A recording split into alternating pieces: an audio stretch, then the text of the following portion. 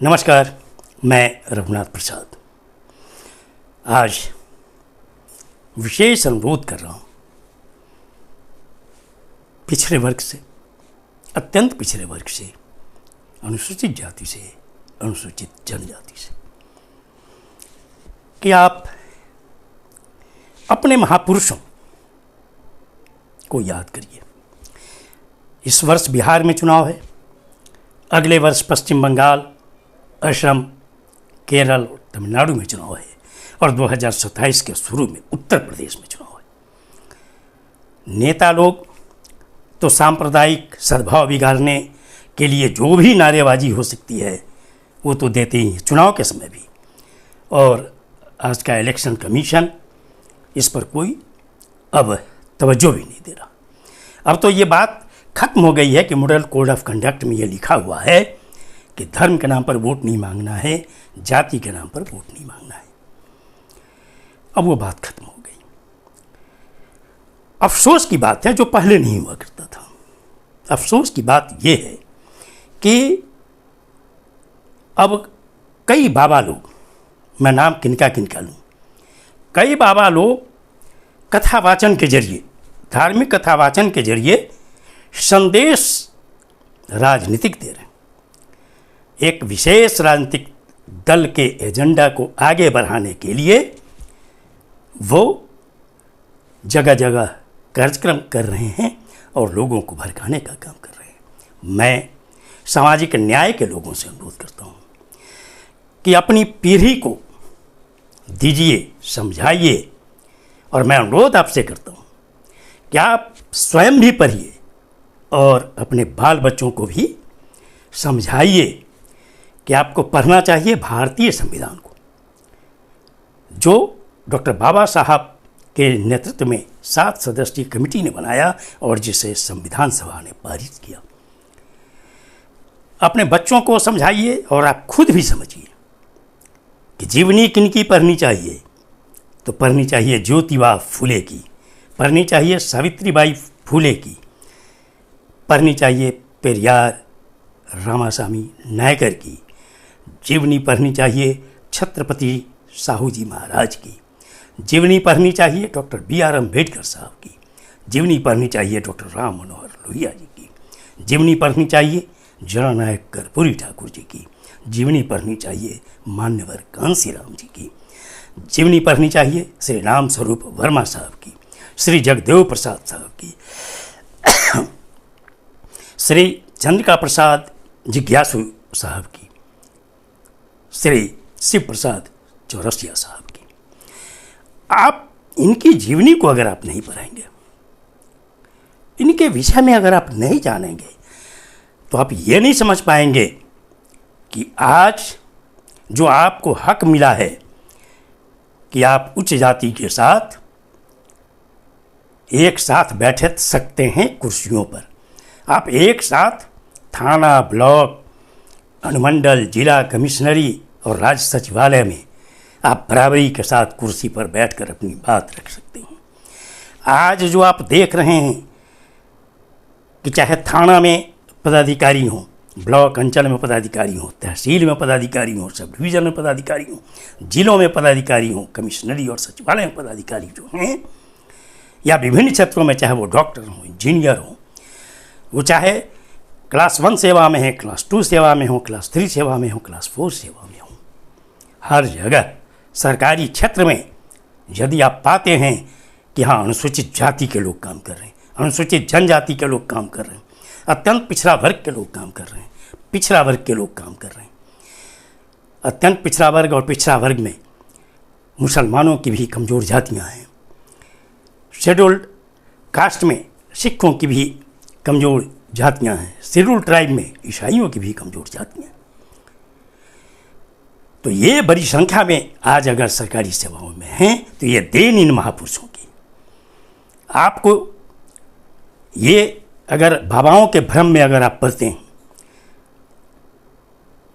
धर्म को अगर बचाना है तो धर्म को बचाने के लिए सभी जाति के लोग जाएं ना। आप जाकर देखिए कि कथावाचनों में आप पूरे बाल बच्चे परिवार सहित जा रहे हैं। आप कम से कम ये तो प्रश्न बाबाओं से कर ही सकते हैं ना कि आज भी तो गांव में भावना है, उच्च जाति छोटी जाति की भावना आज भी, भले कहने के लिए जातिवाद नहीं हो, जातिवाद शहर हो, गांव हो, ऑफिस हो, आज भी भावना है। आज अगर सामाजिक न्याय के लोगों को अधिकार मिला है तो इन महापुरुषों की देन। इन लोगों ने आजीवन संघर्ष किया है, इन लोगों ने गालियां सुनी हैं उच्च जातियों से, सामंती लोगों से।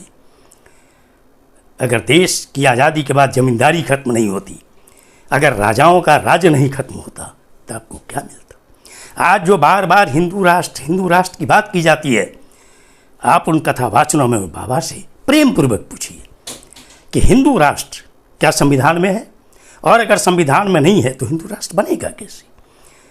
और मैं आपको ये कहना चाहूँगा कि हिंदू राष्ट्र में एक राजा होता है, महामंत्री होता है। आप उन बाबाओं से कहिए कि मनुस्मृति के विषय में आपका क्या विचार है। आप ये जानने का प्रयास कीजिए उन बाबाओं के विचार को। और किसी भी राजनेता के द्वारा सिर्फ सांप्रदायिक ढंग पर अगर आपके बंटवारे की बात की जाती हो तो यह जान लीजिए कि यदि आप बंटे होंगे तो आपका कभी भला नहीं होगा।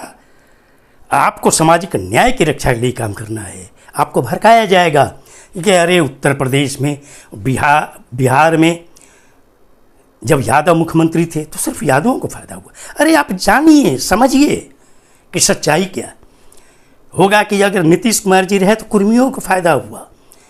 आप किसी के भड़काने पर मत जाइए।